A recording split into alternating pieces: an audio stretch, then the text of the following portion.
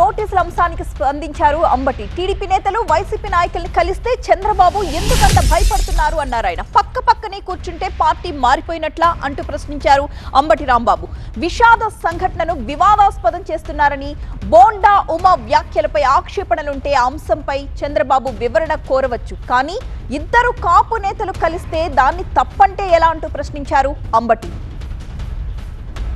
అంటే పక్క కూర్చుంటేనే వైసీపీలో చేరిపోతారా? అసలు మేము ఎక్కడ కూర్చున్నాం, ఎందుకు కూర్చున్నాం? ఆ చంద్రబాబు నాయుడు గారికి ఉన్న మతి భ్రమించిందేమో నాకు అర్థం కావటం.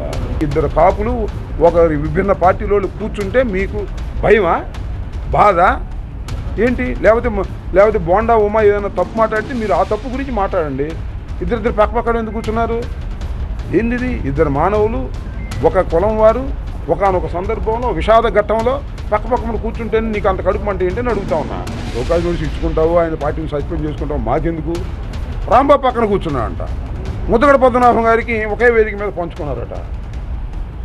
బుద్ధి తక్కువ మాటలు నారా చంద్రబాబు నాయుడు గారు మాట్లాడటం చాలా దురదృష్టకరం. ఇది అందరూ ఖండించాలని నేను కోరుకుంటున్నాను.